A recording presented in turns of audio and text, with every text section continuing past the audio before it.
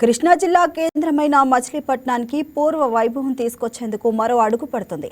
మంగినపూడి బీచ్లో వినాయక చవితి సందర్భంగా 63 అడుగుల మట్టి విజయ గణపతి విగ్రహాన్ని అంగరంగ వైభవంగా ఏర్పాటు చేయనున్నారు.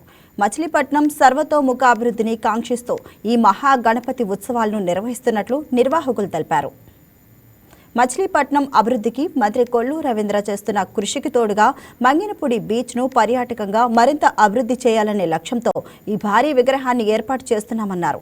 ఇప్పటికే పాండురంగ స్వామి ఉత్సవాలు, మసులా బీచ్ ఫెస్టివల్తో ప్రత్యేక గుర్తింపు తెచ్చుకున్న మంగినపూడి 63 అడుగుల మహా గణపతి విగ్రహంతో మరింత ఆకర్షణగా మారనుందని తెలిపారు.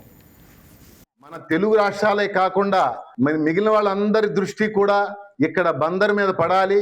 బందరు పర్యాటక రంగంలో అభివృద్ధి చెందాలి. బీచ్ ఫెస్టివల్ అనే కార్యక్రమం ద్వారా మన తెలుగు 2 రాష్ట్రాల నుంచి కూడా దాదాపు 5 లక్షల మంది బీచ్ ఫెస్టివల్లో పాల్గొని చాలా ఆనందదాయకంగా మన బందర్లో ఆనందపరిచి వెళ్ళటం జరిగింది. మరి ఈ 63 అడుగుల విగ్రహాన్ని ప్రధానంగా మనం నిర్వహిస్తే ముందు మన బందరు చాలా పెద్ద నిర్వహణ కార్యక్రమాలు చేయవలసిన అవసరం అయితే ఉంది. ఎలా అంటే నెక్స్ట్ 27లో పోర్టు ప్రారంభం జరుగుతుంది. పోర్టు ప్రారంభం జరిగితే ఎన్నో యంత్రాలు దిగుమతి జరుగుతుంది, ఎన్నో పరికరాలు ఎగుమతి జరుగుతుంది, ఎన్నో లక్షల మందికి ఉపాధి జరుగుతుంది. ఆ క్రమంలో ఎన్నో వాహనాలు చాలా వేగంగా తిరిగే పరిస్థితులు ఉంటాయి. ఎటువంటి ఇబ్బంది రాకుండా బందరు అభివృద్ధి చెందటానికి ఈ 63 అడుగుల మట్టి విగ్రహాన్ని నిర్మించటానికి ఆయన కంకణం కట్టుకున్నదానికి మేమందరం భద్రులమై ఒక కమిటీని ఏర్పాటు చేసుకున్నాం. అదే విధంగా మరి రేపు 9 రోజులు నవరాత్రులు, గణపతి నవరాత్రులు జరుగుతాయి.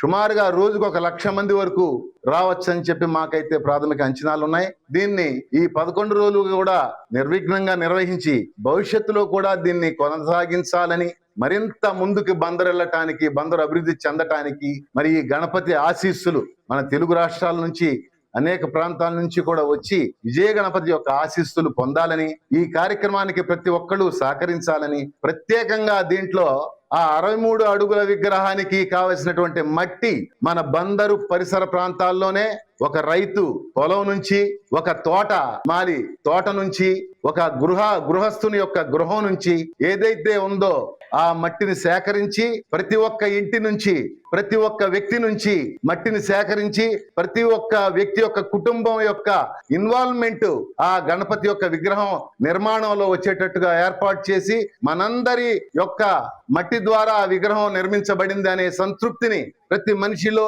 ఆంతరికంగా భగవంతుని యొక్క ఆశీస్సులు కలగజేయాలనే బలమైన సంకల్పంతో ఈ విగ్రహం తయారీ ప్రారంభించడం జరిగింది. మన తెలుగు